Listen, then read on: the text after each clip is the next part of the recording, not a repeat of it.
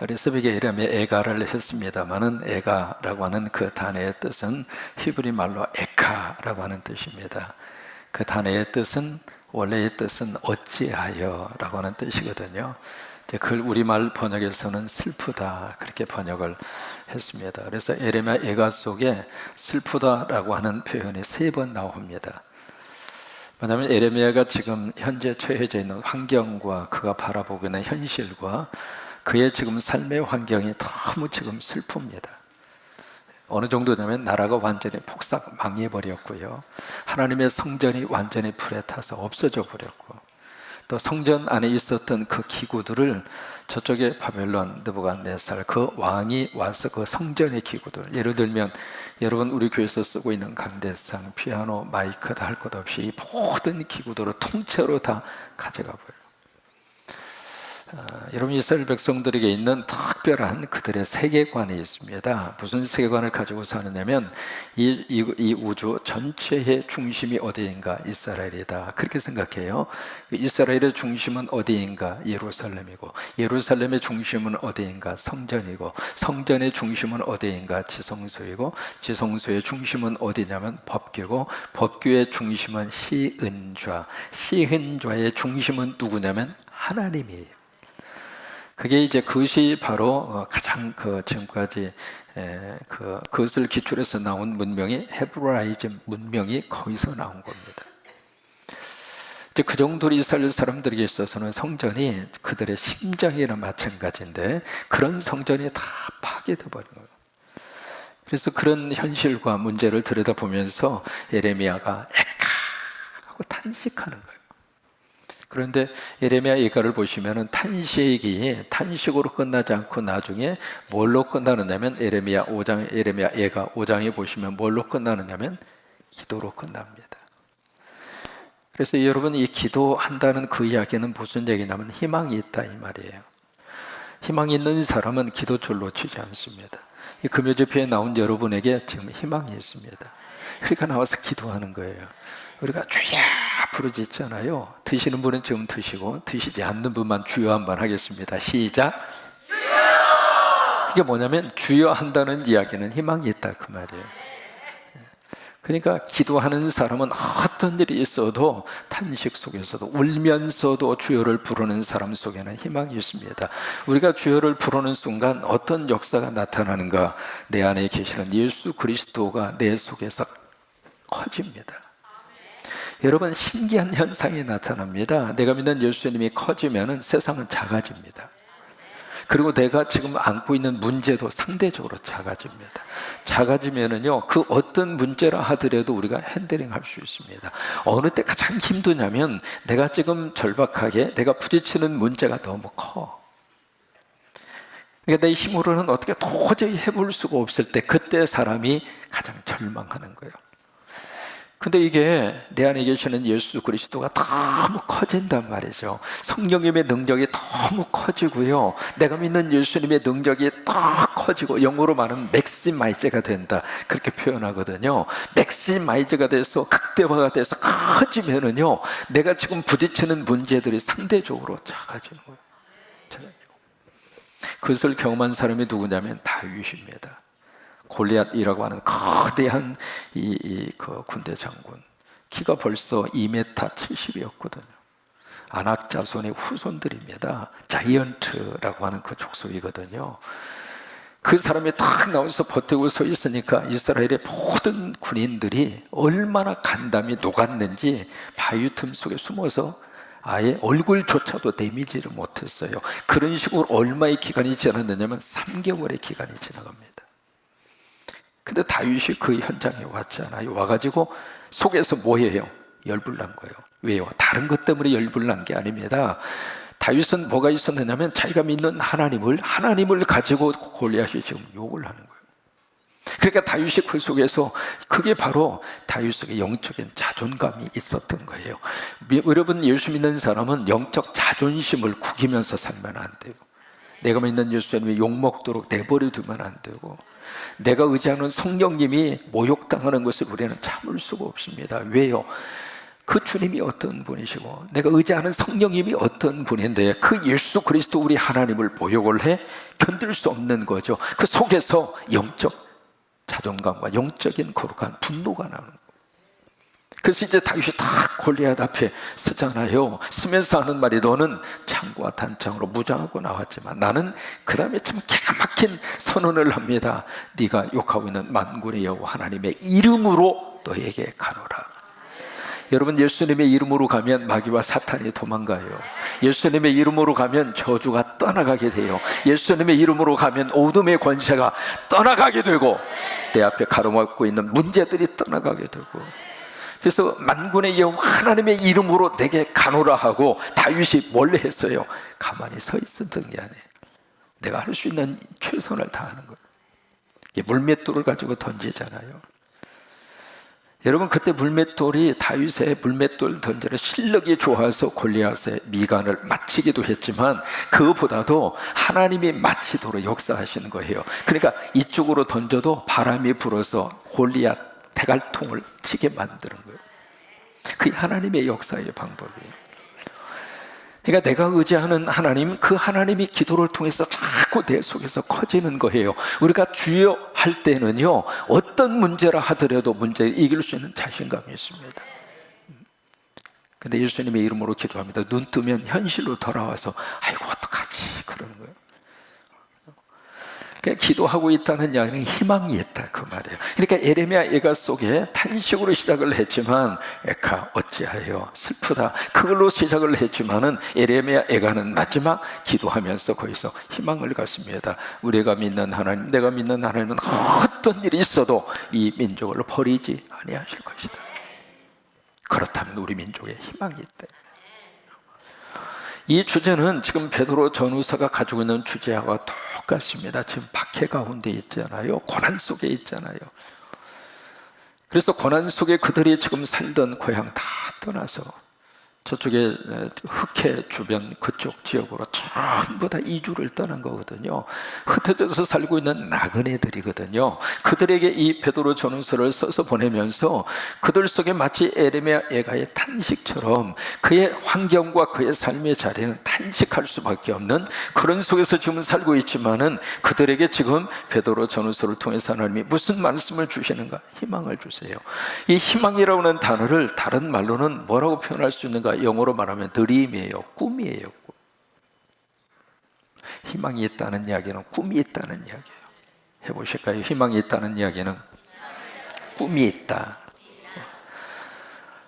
여러분, 꿈이라고 하는 것이 우리 현실 속에서 어떻게 작용하고 나타나는가 한 가지 예를 들어드리겠습니다. 미국은 50개의 주가 연합을 해서, 그래서 주를 영어로 스테이트라고 합니다. 그래서 연합해서 유나이티드 스테이트 그렇게 표현합니다. 연합된 주들이 모여서 미국이라고 하는 나라가 형성이 됩니다. 근데 50개 주 가운데 가장 큰 주가 있습니다. 땅덩이가 가장 큰 주. 혹시 아십니까? 힌트를 드리겠습니다. 알자로 시작합니다. 뭐죠? 알라스카. 그걸 발음을 잘못하면 알라새끼. 알라스카라고 하는 땅, 미국 50개 주에서 가장 큽니다. 어느 정도 크냐면 우리 한반도 전체 면적의 7배입니다. 남한 면적으로 계산하면 알라스카 주 하나만 해도 14배입니다. 남한 땅의 14배. 근데 그 땅을 원래 그 미국 땅이 아니었습니다. 러시아 땅이었습니다. 러시아 제국이 통치하고 있던 시절에 러시아 땅이었어요. 근데 그 땅을 러시아 이 제국이 크롬 전쟁이라는 전쟁을 하게 되잖아요. 역사 속에서. 그 전쟁을 하면서 러시아, 이 제정 러시아가 아주 심각하게 경제적인 어려움에 봉착합니다. 그래서 그 경제적인 어려움을 좀 해소하기 위해서 알라스카 그 땅을 팔기로 결정을 하는 거예요. 그 어마어마한 땅을 매물로 내놓은 거예요. 내놓았는데 그 땅에 대해서 욕심을 가진 사람이 누구냐면 미국의 국무장관을 보냈던 윌리엄 시워드라고 하는 사람. 그 사람이 야, 알라스카 우리가 사자. 그렇게 해서 이제 관심을 가지면서 그 러시아의 제정 러시아하고 그 다음에 그때 국무장관이었던 시워드라고 하는 사람하고 같이 협상을 하는 거예요. 협상을 하는데 그때 나온 가격이 얼마였느냐면 1에이커당 5센트. 전체 액수가 전부 720만 달러. 여러분 720만 불 클까요? 작을까요? 그걸 지금으로 환산을 하면 1조 9,500억입니다. 여러분 1조 9,500을 준다 하더라도 우리나라 땅 전체 한반도의 7배 땅. 싸요? 비싸요? 싸죠. 근데 그것을 이제 협상을 하게 되는데, 그래서 시보드라는 사람이 국무장관이 돼서 그것을 이제 협상을 하면서 이걸 사죠. 그러면서 그분이 상하 의원들에게 했던 말이 있습니다. 뭐냐면 우리들을 위해서가 하는 것이 아니라 우리의 다음 세대를 위해서 우리가 꿈의 씨앗을 뿌려놓자.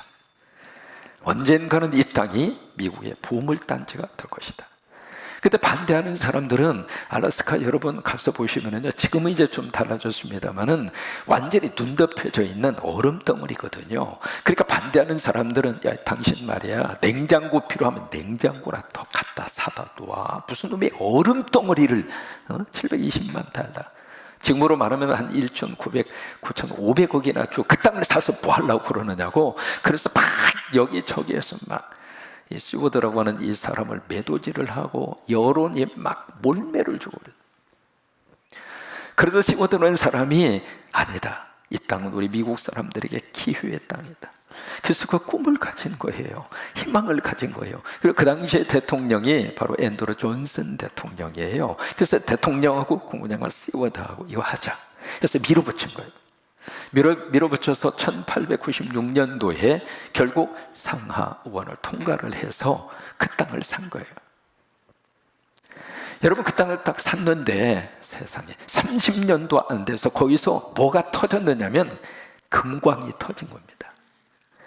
근데 금광만 터지는 것이 아니라 거기에는 엄청난 양의 석유가 배장되어 있습니다. 여러분 지금도 알래스카에서요, 그거 이제 석유를 원유를 뽑아가지고 송유관이라고 그러잖아요. 그게 사람 키보다도 더 큽니다. 그 송유관이 어디로 연결이 되냐면 알래스카에서 캐나다로 연결을 해가지고 캐나다를 통해서 미국으로 들어옵니다.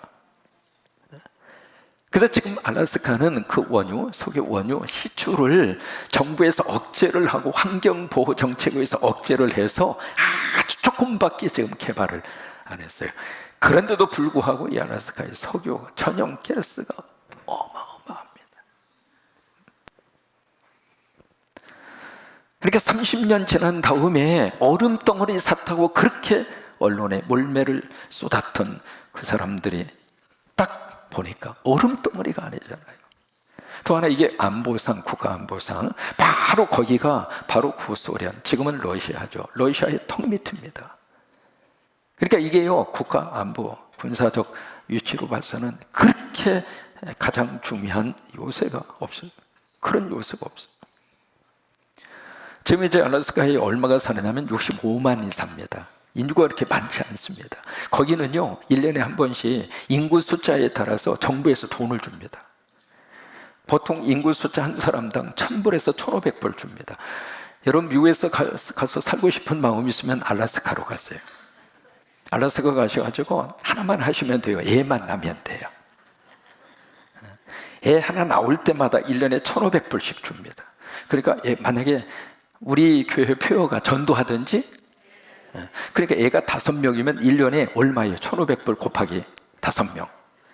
만약에 애가 10명이다 하면 얼마 나와요? 먹고 살만 합니다. 왜냐하면 그 지하자원하고 석유를 이렇게 개발을 해서 나온 돈을 그렇게 주민들에게 줘요. 1년에 한 번씩. 뭐냐면 한 사람이 가지고 있는 희망과 꿈이 국가의 미래에 어느 정도 큰 영향을 미치는가. 그것이 알래스카라고 하는 그 땅을 보면서 우리가 느끼게 됩니다. 여러분 처음에는 사람이 뭘 꾸느냐면 꿈을 꿉니다. 그래서 사람 속에 꿈이라고 하는 씨앗이 떨어뜨려져야 돼요. 그런데 이 꿈을 계속 키우다 보면 그 다음 어떻게 되는가, 이 꿈이 사람을 이끌고 갑니다. 그러니까 처음에는 내가 꿈을 꾸지만, 처음에는 내가 희망을 갖지만은 작은 희망의 그 씨앗이 내 속에서 기도를 통해서 자꾸 커지잖아요. 예배를 드리면서 희망이 커지고, 말씀을 들으면서 희망이 커지고, 기도를 드리면서 희망이 커지고, 지금 우리가 설교를 듣는 시간은 하나님의 말씀이 내 속에 들어와서 내 속에 있는 꿈을 키워주시는 거예요. 아멘 하면서 이 꿈이 더 커지는 거예요. 그래서 그 꿈이 커지면 나중에는 그 꿈이 나를 끌고 가는 거예요. 그 대표적인 케이스의 사람이 누구인가? 요셉이에요. 요셉. 창세기 37장에 요셉의 별명이 나옵니다. 요셉의 별명이 바로 뭐냐면 드리머라고 하는 게 요셉의 별명이에요. 이 드리머라고 하는 것은 꿈쟁이라고 하는 뜻입니다. 그러니까 요셉의 별명이 꿈쟁이라고 하는 별명이 붙을 정도로, 그러니까 요셉은 늘 살면서 꿈을 이야기하고 꿈을 생각하고. 여러분, 우리 자녀들에게 꼭 꿈에 대한 이야기를 많이 해주세요. 그러면서 아이들에게 여러분 안수기도, 부모님들이 자녀들을 위해서 안수기도 많이 해주세요. 끌어안고 안수기도 해주시고, 참 이렇게 머리에 손은 좀 막 뿌리치고 그러잖아요. 다 컸다고. 그랬을 때에는 자빠져 자고 있을 때 가서 머리에 대고 그냥 안수잖아요. 그것도 싫어하면은요, 문을 잡고 안수기도 하는 거예요. 하나님 아버지. 왜냐하면 이 자녀들에게 안수기도 막 부어지면 부어질수록 우리 자녀들 속에 꿈이 생기는 거예요. 그러면서 여러분, 우리 자녀들을 계속해서 어떻게 하는가? 예수님의 이름으로 복을 비세요. 예수님 안에서 잘 될 것이다. 예수님이 이 자녀를 쓰실 것이다. 못돼도 하버드 대학 총장놈을 해먹을 것이다. 여러분, 욕하고 싶어도요, 전부 다 복을 비는 말로 욕을 하세요. 이 다음에 대기업의 사장놈을 해먹을 놈아, 뭐 그런 식으로 욕을 하시고, 어떤 일이 있어도 빌어먹을 놈아 그러지 마세요. 빌어먹으면 속이 편하겠습니까? 그러지 마시고. 그러니까 요셉은 그 어려움 속에서도 꿈을 가지고 있었으니까 결국 이 요셉이라고 하는 사람을 꿈이 딱 이끌고 와서 결국 애굽에 뭐가 돼요? 이인자가 되잖아요. 그러니까 이 과정 속에서 어떤 일이 일어났는가? 이 요셉의 삶 속에 그냥 평탄하게 그 꿈이 이루어진 게 아니죠. 17살에 그냥 노예로 팔려가서 30살이 될 때까지 13년 동안을 너무 고생을 한 거예요. 고생을 하면서도 요셉이 꺾이지 않았던 것은 꿈이 요셉을 끌고 간 거예요. 여러분, 어떤 일이 있어도 꿈쟁이가 되시기를 바랍니다. 크게 아멘. 다시 한번 아멘. 꿈쟁이 같으라 이 말. 꿈쟁이. 여러분, 가을에 가을거지 다 한 다음에 배추를 다 걷고 전부 다 가을거지, 당근까지 다 가을거지를 하고, 그러고 나서 겨울 들어오기 초입에 꼭 심는 것이 있습니다. 여러분, 뭘 심을까요? 힌트, 마자로 시작합니다. 참 저는 친절해요. 마늘을 심습니다. 여러분, 이 마늘이 WHO라고 있잖아요. 세계보건기구하고, 그 다음에 미국의 타임지라고 하는 잡지가 있습니다. WHO하고 타임지하고 1년에 한 번씩 뭘 하느냐면, 전 세계 사람들을 대상으로 해서 전 세계 모든 사람들이 먹어야 될 세계 10대 음식을 다 발표합니다. 그중에 이제 기억나는 거 몇 가지만 말씀을 드리면, 브로콜리 아시죠? 여러분, 기회 있는 대로 브로콜리 많이 드셔요. 그 다음에 두 번째, 시금치. 시자 들어가는 거 다 싫어하더라도, 시어머니, 시아버지, 뭐 할 것 없이 시동생, 시자 들어간 거 다 싫어하더라도 시금치는 드세요. 시금치.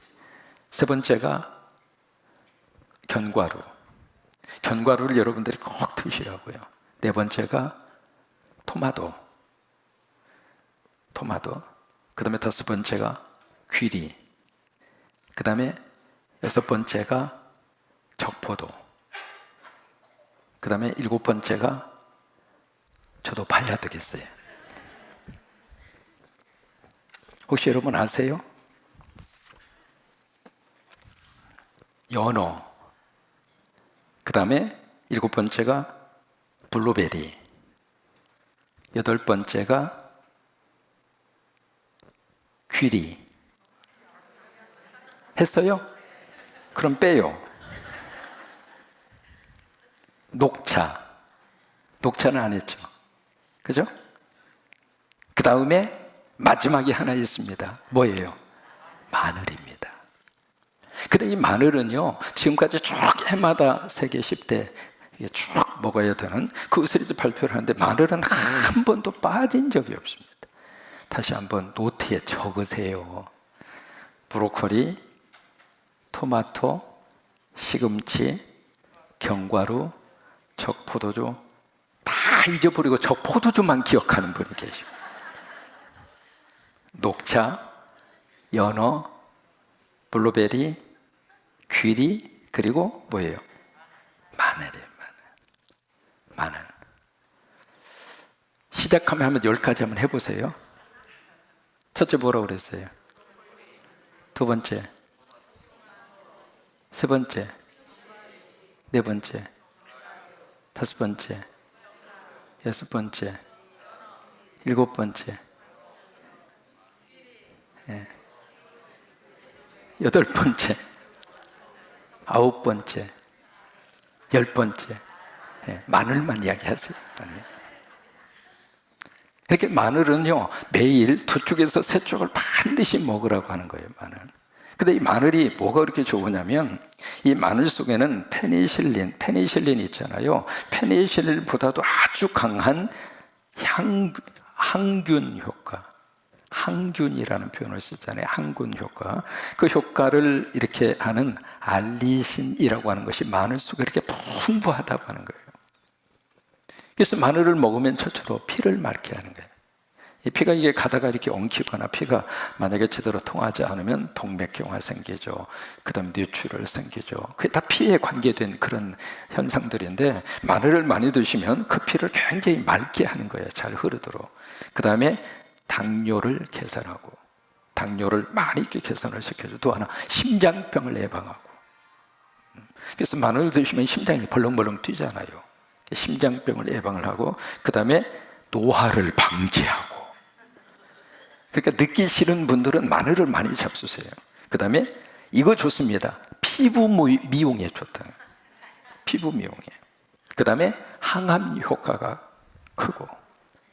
근데 이 마늘, 왜 이 마늘을 말씀을 드렸냐면, 이 마늘이 매운맛이 있잖아요. 근데 매운맛이 어떻게 돼서 나오게 되는가? 이 겨울에 말이죠, 모든 것은 다 추수하고 걷어내는데, 이게 땅속에다가 마늘을 심을 때 이게 싹이 나올 부분을 하늘로 이렇게 바라보고 심는데, 자기 몸 사이즈의 3배 정도로 땅에다가 심어요. 땅속에다가 3배 정도 이렇게 두께로 땅 흙을 덮는 거예요. 만약에 이것을 너무나 얇게 덮으면 얼어서 마늘이 다 얼어버려요. 그래서 싹이 안 나옵니다. 근데 이것을 너무나 깊게 파버리면 이 마늘이 싹이 잘 덜이 나와요. 그리고 캘 때 아주 힘들어요. 어떻게 아느냐고요? 인터넷에 나와 있습니다. 그래서 이제 자기 사이즈의 3배 정도로 해서 땅에다가 심어서, 그래서 이제 땅에다 심는데, 이게 겨울에 찬바람이 생생 불고 막 꽁꽁 얼잖아요. 그 속에서 이 마늘이 생명력을 가지고 싹을 틔우는 거예요. 겨울에 차가운 그 바람에 고통을 자신들이 다 이기면서 마늘이 자라면서, 그래서 매운맛이 나오는 거예요. 여러분, 우리 삶 속에 꿈과 희망을 우리들이 가지고 사는데, 이 희망의 매운맛은 그냥 나오는 게 아닙니다. 어느 때는 찬바람이 불기도 하고, 눈보라가 치기도 하고, 땅이 꽁꽁 얼기도 하고, 그 속에서 자기의 생명력을 가지고 그것을 뚫고 나오는 거예요. 그렇게 해서 하나님 앞에서 멋진 이 희망을, 그리고 멋진 드림으로 꿈꾸는 자로 하나님 앞에서 힘을 받는 거예요. 오늘 베드로서에 나오는 이 성도들도 똑같은 그런 삶의 환경이거든요. 마늘의 매운맛처럼 성도들 속에 영적인 매운맛을 하나님이 그들에게 주시면서, 그 속에서 인생 낙심하지 말고 꿈을 꾸어라, 희망을 가져라. 여러분, 이 새해를 사는 동안 그런 축복이 여러분 속에 넘치게 되기를 주의 이름으로 축원합니다. 그러면서 희망을 가지고 우리가 어떻게 살 것인가, 여기에 쭉 말씀을 하시는 내용이 바로 그거거든요. 첫째는 사회생활을 어떻게 할 것인가, 그 이제 구체적인 생활에 대한 말씀을 쭉 해주시고 있습니다. 그래서 권위 앞에 존중해라, 권위를 인정해라, 제도에 들어갔으면 제도를 잘 지켜라, 법을 준수해라. 바로 거기서 이게 나오는 거예요. 그 다음에 두 번째는, 만약에 종인데 종으로서 부름받은 하나님의 사람이라면 상전들 잘 섬겨라. 좋은 상전들에게도 잘 섬기지만 까다로운 주인 만났을 때에도 까다로운 주인으로 배척하지 말고 종로로서 잘해라.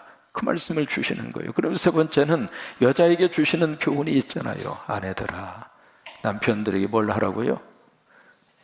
이건 잘 기억을 안 하시더라고요. 바로 이거예요. 꿈을 가지고 사는 아내들이라면 남편들에게 순종해라. 그 다음에 네 번째로 누구에게 줘요? 남자들에게 줍니다. 남자들에게는 뭐라고 말씀을 하세요? 자기 아내를 자기 몸과 같이 어떻게 하라고요? 사랑하라. 존귀히 여겨라. 연약한 그릇으로 알아. 지식을 따라 아내와 동거하고 연약한 그릇으로 알아. 그를 존귀히 여겨라. 그래야 네 기도가 막히지 않을 것이다. 이 말씀을 주시는 거예요. 그래서 다섯 번째로 오늘 말씀이에요. 오늘 본문의 말씀이 이런 맥하에서 나오는 거거든요. 일반적 삶의 태도는 어떤 태도를 가져야 될까? 그 문제입니다. 일반적인 삶의 태도를. 그래서 그 말씀을 주시면서 오늘 8절에서 11절, 12절까지 쭉 말씀을 주시는데 여기 8절에 보시면은 첫 번째 출발이 이렇게 말씀을 시작을 합니다. 한번 보세요. 8절에 마지막으로 말하노니. 여러분 이 부분 보면은요, 옛날에 그 초등학교나 국민학교 때 교장 선생님이 운동장에 학생들 세워놓고 훈시를 하면서 마지막으로 하고 50분 합니다. 지금 베드로가 똑같은 그런 모습이에요. 마지막으로 하고 그 뒤에 여기서 마지막이 아니거든요. 왜냐하면 4장, 5장까지 있어요. 그러니까 지금 베드로가 마지막으로 말한다고 그러면서 마지막으로 하는 게 아닙니다. 무슨 얘기냐면 여기다가 집중해서 들으라 그 말이죠. 그러면서 하는 말이 8절을 함께 읽습니다. 8절 시작. 마지막으로 말하노니 너희가 다 같은 마음을 같이하여 동정하며 형제를 사랑하며 불쌍히 여기며 겸손하며. 여기에 지금 마음을 같이하고 동정하고 형제 사랑하고 불쌍히 여기고 겸손하고 5번 이야기예요. 5가지를 이야기하는데 그 내용 자체가 어떤 의미를 가지고 있느냐면 모두가 다 그 영어로 표현하면 그 5가지의 것이 모두가 다 비동사입니다. 비동사. 예를 들면 같은 마음을 가지며도 be like mind. 그 다음에 동정하며 be sympathize. 그 다음에 서로 사랑하며 be love each other. 그 다음에 궁일이 여기며 그 다음에 겸손하며. 그 5가지 모든 말씀들이 be라고 하는 단어로 시작을 해요. 이 be라고 하는 말은 어떤 의미를 갖느냐면 존재적인 의미입니다. 그러니까 여기서 주시는 말씀이 그런 존재가 되라 그 말이에요. 존재. 그러니까 같은 마음을 갖는 그런 존재가 되고, 그리고 궁일이 여기는 그런 존재가 되고, 서로 사랑하는 존재가 되고, 불쌍히 여기는 존재가 되고, 그리고 겸손한 그런 존재가 되라 그 말이에요. 그 5가지의 것을 여러분 이 존재가 되라 그 말은요 바로 뭐냐면 우리는 2가지가 있습니다. 뭐냐면 에릭 프롬이라는 사람이 그 이야기 했죠. 소유냐 존재냐. having or being이라고 하는 단어를 쓰거든요.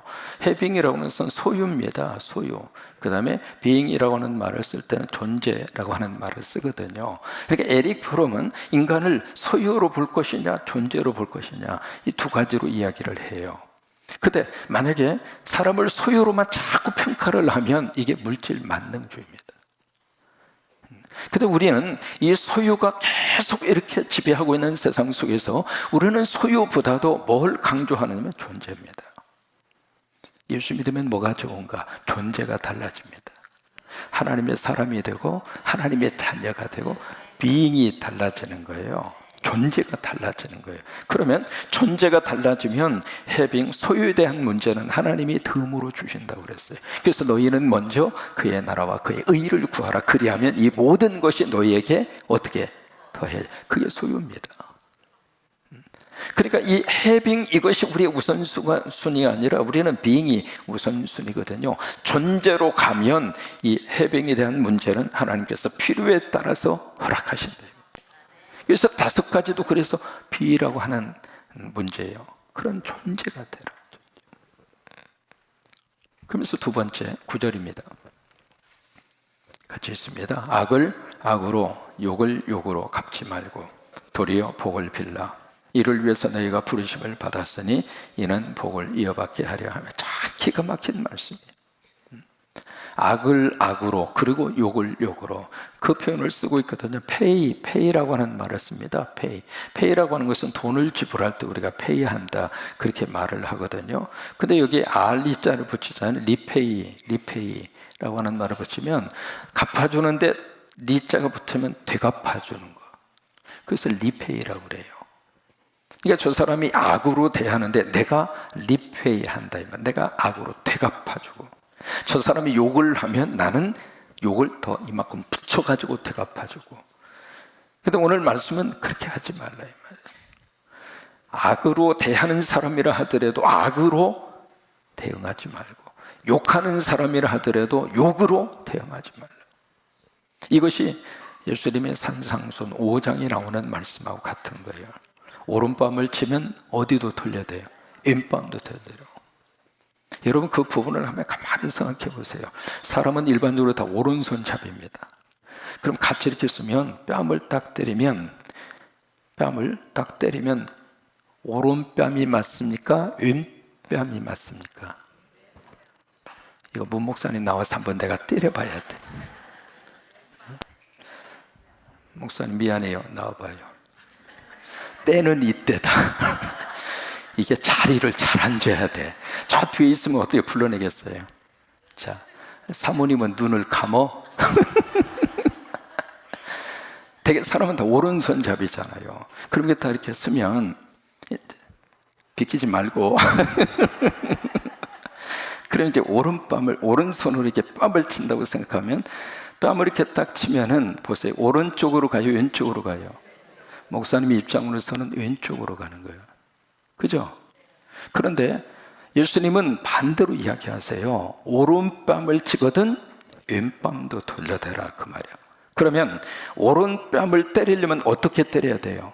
둘 중 하나예요. 왼손잡이든지 아니면 오른손을 손등으로 때리든지, 그래야 오른뺨을 때릴 수 있습니다. 근데 일반적으로 우리가 왼손잡이는 흔하지 않거든요. 아니면 양손으로 따다닥 하면 뭐 오른쪽 왼쪽 동시에 때릴 수가 있겠지만 뭐 그런 경우는 흔하지가 않고요. 일반적으로 다 오른손잡이거든요. 오른손잡이라면 오른뺨을 때리려면 손등으로 때려야 돼요. 같은 뺨을 맞아도 손바닥으로 맞을 때하고 손등으로 맞을 때하고 어느 게 더 자존심 상합니까? 손등입니다. 뺨이 갑자기 붉어졌어. 땡큐. 우리 목사님 사역 위해서 박수 한번 해줘요. 그러니까 오른뺨을 맞거든 그 이야기는 평상시 맞을 수 있는 뺨이 아니에요. 의도를 가지고 사람의 인격을 모독하고 때리는 뺨이에요. 근데 그 뺨을 맞았는데 한바탕 붙어야지. 근데 예수님은 어떻게 하라고 그래요? 왼밤도 돌려들어. 여러분 그게 가능합니까? 아니, 목사님은 할 수 있잖아요. 아니 목사가 어떻게 그게 가능합니까? 목사는 사람 아닙니까? 여러분 그게 가능할까? 여러분 그 내용을 우리가 보면서 나라고 하는 이것이 살아있는 한 그건 불가능합니다. 어느 때 그게 가능할까? 내가 없어지고 내 안에 성령님이 계실 때에만 가능합니다.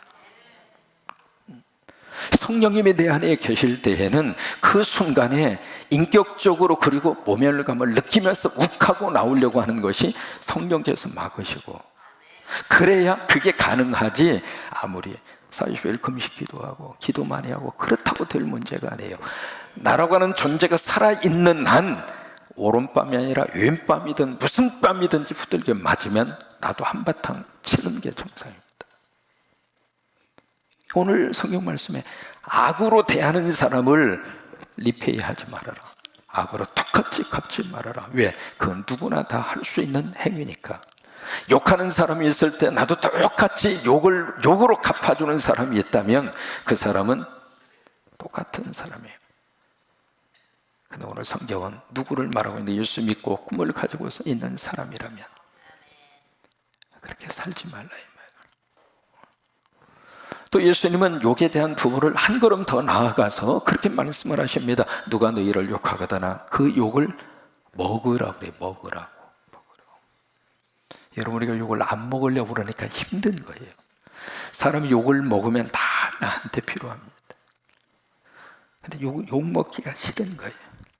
욕을 먹지 않고 막 우리가 오버이트 하잖아요. 오버이트 하니까 먹었다가 토해로 오면 어떻게 해요? 냄새도 나고 지저분하죠. 그 욕을 내가 되뱉어 놓으니까 지저분한 거예요. 예수님은 욕을 먹으라고 하는 거예요. 사람이 욕을 먹으면 사람이 발전이 있습니다. 발전이. 근데 욕을 안 먹으려고 그러면 발전이 없는 거예요. 여러분, 내가 왜 주는 대로 먹자고는 말이 왜 나왔는가? 저희 집은 제가 없으면 무조건 국수입니다.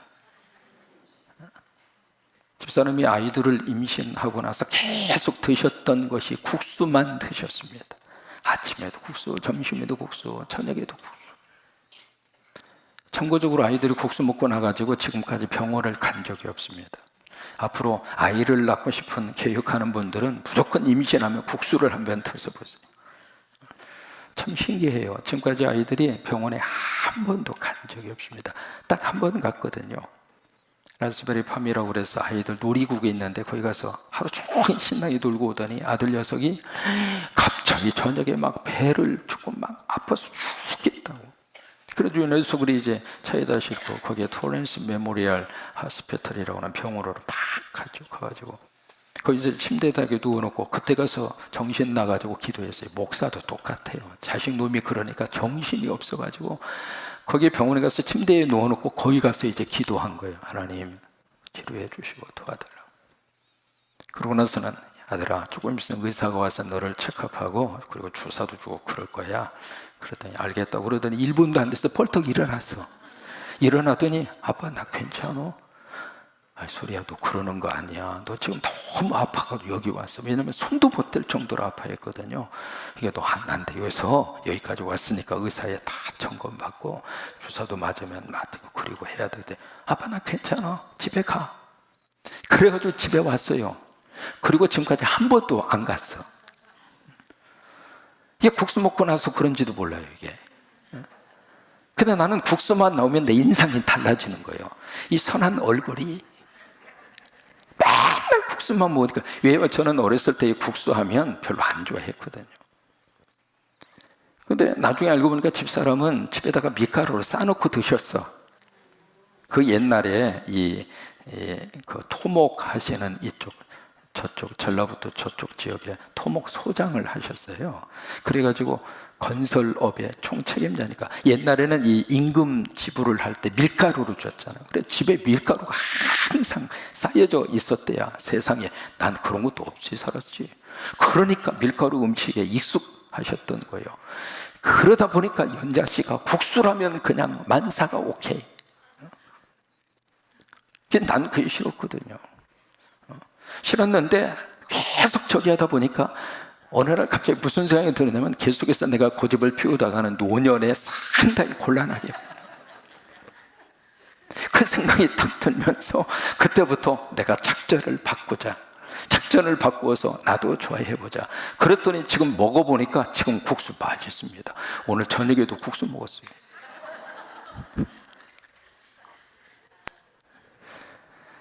이게 욕을 먹는다 그 표현을 쓰면서 좀 말씀을 드리고 싶은 것이 내 마음에 안 드는 말이라 하더라도 내가 먹고 나면 나에게는 이롭더라 이 말이에요.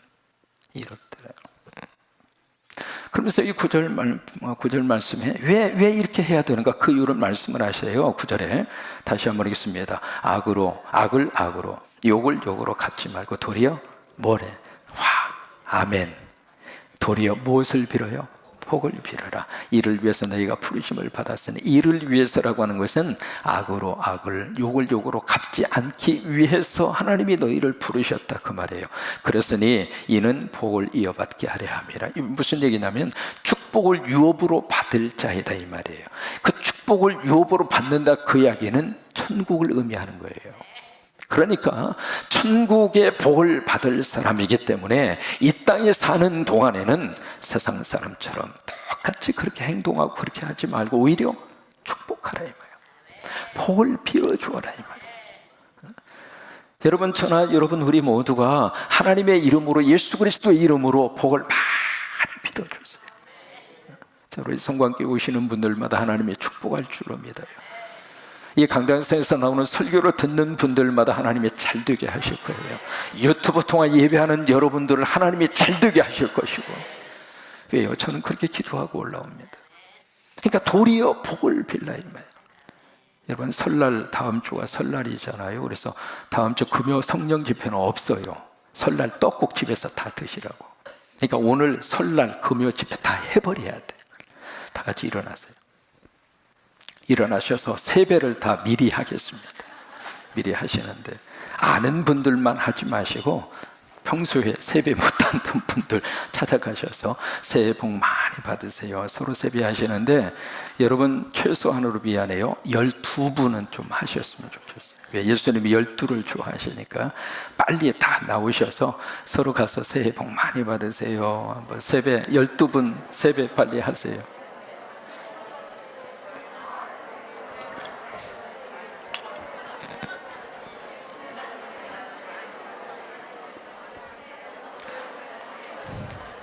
사청은 왜 나누면 다 하셔야 12번이 될 것 같습니다.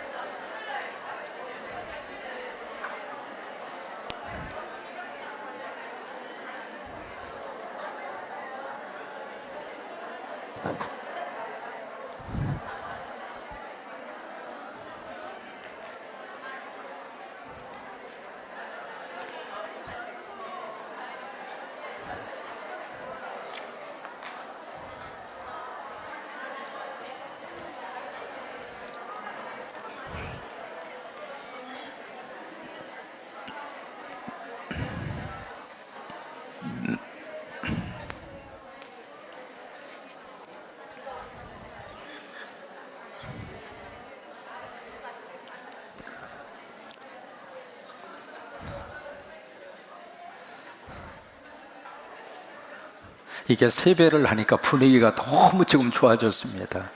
이 상태로 끝내고 싶습니다. 여기 이제 도리어 복을 빌라 그렇게 말씀하잖아요. 그리고 나서 그 다음에 10절과 12절까지는 바로 뭐냐면 시편 34편의 말씀을 인용한 거예요. 인용했는데 이 말씀만 하고 이제 끝내겠습니다. 시편 34편의 말씀을 인용을 했는데 시편 34편 12절에서 16절까지를 인용을 한 겁니다. 그런데 보세요. 시편 34편이 어떻게 나왔는가? 다윗이 지은 시입니다. 근데 그 앞에 보시면은 이 시가 나오게 된 배경을 설명을 했거든요. 거기 보면 블레셋의 아비멜렉 앞에서 쫓겨난 후에 지은 시, 그렇게 되어 있습니다. 근데 여기 아비멜렉이라고 하는 사람이 시편 34편에 그게 나오거든요. 다윗이 사울이 막 다윗을 잡아 죽이려고 막 추격을 하잖아요. 그래서 아둘람 굴에도 가고 엔게디 굴에도 가고 막 도망을 다녀요. 근데 사울이 포기하지를 않아요. 끝까지 다윗을 잡아서 죽이려고 그래요. 그래서 다윗이 여기 이 땅에는 언젠가 잡혀서 죽겠구나 생각을 하고 최후의 방법으로 블레셋 땅으로, 다시 말해서 이웃 나라로 도피를 합니다. 그래서 블레셋 나라에 가가지고 그때 통치하던 왕이 아비멜렉이라고 하는 것은 블레셋의 모든 통치자들을 아비멜렉이라고 하는 거예요. 이 애굽의 모든 통치자를 바로라고 하는 것처럼. 그래서 그 당시에 왕은 누구냐면 아기스 왕입니다. 아기스라고 하는 사람이 블레셋을 통치하고 있었거든요. 그 왕 앞에 다윗이 딱 하고 선 거예요. 섰는데 여러분 보세요. 다윗이 블레셋 사람들을 가장 사실 못되게 했던 사람이 다윗이에요. 사울은 천천히요, 다윗은 만만이라. 무슨 얘기냐면 다윗이 가서 10,000명 이상의 사람을 죽였는데 그 사람들이 누구냐면 블레셋 사람들이에요. 이 블레셋의 입장으로 봐서는 다윗은요 철저히 왼수입니다. 그때 왼수의 장군이 제 발로 자기 나라까지 딱 온 거예요.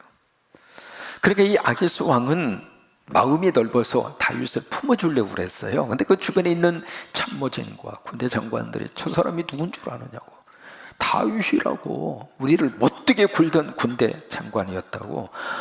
그러면서 이제 옆에 참모들이 그러니까 순간적으로 다윗이 가만히 생각해보니까 죽게 생겼거든. 그래서 다윗이 어떻게 했는가 여러분 아시잖아요. 어떻게 했어요? 미친 척합니다.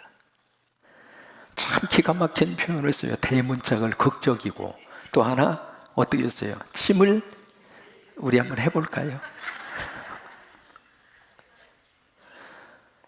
이렇게 보니까, 왕이 이렇게 보니까 미친놈이 거기 와 있는 거예요. 그러니까 아기스가 좀 미친, 어휴, 저거 죽여봤자 별거 없네? 그러면서 어떻게 해요? 다윗을 쫓아내요.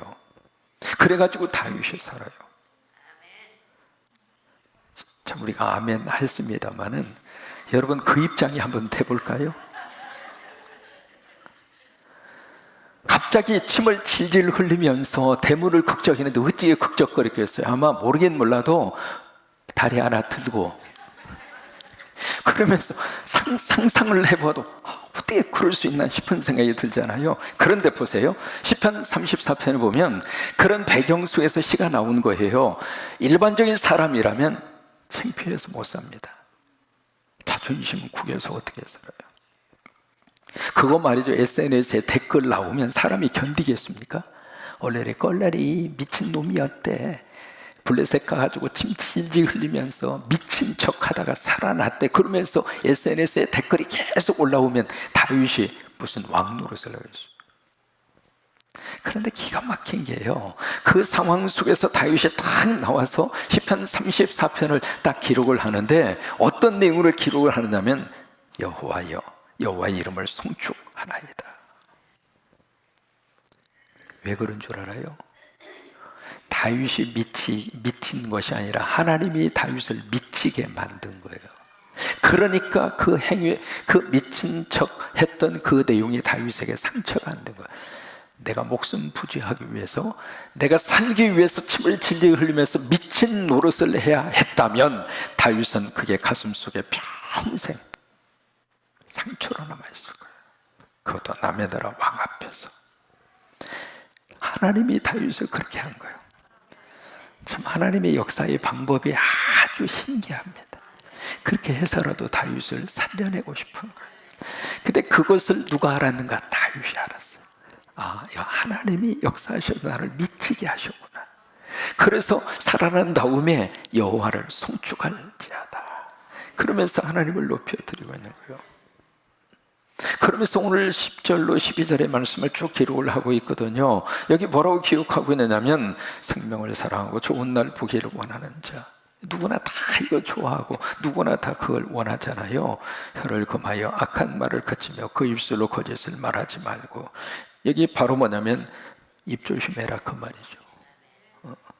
여러분 구정에 온 식구들이 같이 모였을 때 다른 거 반찬해서 드리는 것도 좋고 다 좋아요. 새해 복 많이 받으시라고 이야기하는 것도 좋아요. 그러고 나서 그 말 끝에 시집은 언제 가? 그러면은요, 그 앞에 했던 거 한순간에 다 무너집니다. 그러니까 구정에 모처럼 만에 온 식구들이 모였을 때 다른 것보다도 매번 명절에 합니다만은 따라서 하세요. 따라서 하세요. 다시 말은 하지 마세요. 하고 싶은 말이 있어도 그냥 처음 하고 싶은 말씀이 있으면은 우리 성광교회 참 좋은 교회다, 그 말씀까지는 허용을 할게요. 그 위에 말은 조카가 됐든지 사촌이 됐든지 형님이 됐든지 동생이 됐든지 하지만 안 하는 게 좋습니다. 그러니까 말 조심하라 그 말이에요. 그 다음에 11절 말씀에 같이 있습니다. 악을 떠나 선을 행하고 화평을 구하며 그것을 따르라. 이 두 가지가 쌍쌍으로 나옵니다. 악을 떠나라, 악과 싸워라 그 말이 아닙니다. 악을 피하라 그 말이죠. 그러면서 적극적으로는 선을 행하고, 그 다음에 화평을 구하고 그것을 따르라. 그렇게 해야 할 이유가 12절에 나옵니다. 12절 같이 있습니다. 주의 눈은 의인을 향하시고 그의 귀는 의인의 간구에 기울이시되요 주의 얼굴은 악행하는 자들을 대하시느니라. 여기 하나님의 눈, 하나님의 귀 어디로 향하고 있는가? 여러분에게 향하고 있습니다. 여기 의인이라고 하는 것은 의로운 행동을 하는 윤리와 도덕적으로 흠이 없는 사람을 의인이다, 그렇게 말하는 게 아닙니다. 성경에서 말하는 의인은, 여기 의의 기준은 나에게 있는 것이 아니라 예수 그리스도가 의의 기준입니다. 그래서 의인이라고 하는 말은 내 안에 예수님이 계시는 사람이 의인입니다. 여러분 안에 주님이 계시거든요. 여러분 안에 성령님이 계시고, 그러면 여러분이 의인이에요. 근데 그 의인에게 하나님의 눈이 향하여 있다. 그 다음에 그 의인들의 말에 하나님이 귀를 기울이세요. 이 저녁에 부르짖는 기도에 하나님이 귀를 기울이세요. 지난번 호주를 위해서 간절히 기도했어요. 우리 목사님 호주에 3년 살다 오셔가지고 호주에 불이 나가지고 막 그러니까 거기에 계시던 교인 가운데 권사님 한 분이 한국으로 가야 되겠다고 전화가 왔다고 그래요. 그래서 한국에 오려면 기왕이면 군산으로 오시라고. 그러면서 이제 같이 이야기했는데, 그러니까 더 간절하죠. 호주 지역의 불이. 그래서 우리 같이 기도했잖아요. 어떻게 기도했습니까? 비가 내려서 불이 꺼지게 하여 주옵소서. 비가 왔어요, 안 왔어요? 왔잖아요. 근데 너무 세게 기도해서 비가 너무 많이 오면 안 되니까. 이게 뭐냐면, 우리가 하나님 앞에 기도하면 하나님이 그 기도에 귀를 기울이시는 거예요. 그것이 오늘 하나님 세 가지를 말씀하시잖아요. 주의 눈, 주의 귀, 주의 얼굴. 근데 눈은 의인을 향하시고 귀는 의인의 간구에 기울이시는데 얼굴은 악행하는 자들을 대하시느니라. 왜 악행하는 자를 대하실까? 심판하려고. 그러니까 오늘 이 저녁에 예수 믿는 하나님의 사람들의 기도에 하나님께서 귀를 기울이세요. 죄하고 부르짖는 순간 하나님이 우리 기도에 귀를 기울이시고, 오늘 이 시간도 우리 목사님의 통성기도 인도하시게 될 거예요. 지난주 해보니까 그 통성기도 그 시간도 필요하겠구나 생각이 들어서, 안수기도는 한참 있다 하려고 그래요. 사순절 끝나고 나서. 그래서 어쨌든 앞으로 금요 성령 집회 시간에 기도 제목 이렇게 드리면서 통성으로 막 기도할 때 그 기도에 하나님의 귀를 기울이시고 하나님께서 응답하시고 하나님이 역사하시고 기도의 능력을 통해서 모든 어두움의 그림자가 물러가고 막혀있는 것이 주님의 이름으로 뚫어지게 하시고 안 되던 것이 예수님의 이름으로 되게 하시고 성령의 능력으로 하늘문을 확 열으셔서 우리에게 희망을 주시고 이 땅의 꿈쟁이로 이렇게 살아가는 하나님의 축복이 임하기를 주의 이름으로 축원합니다.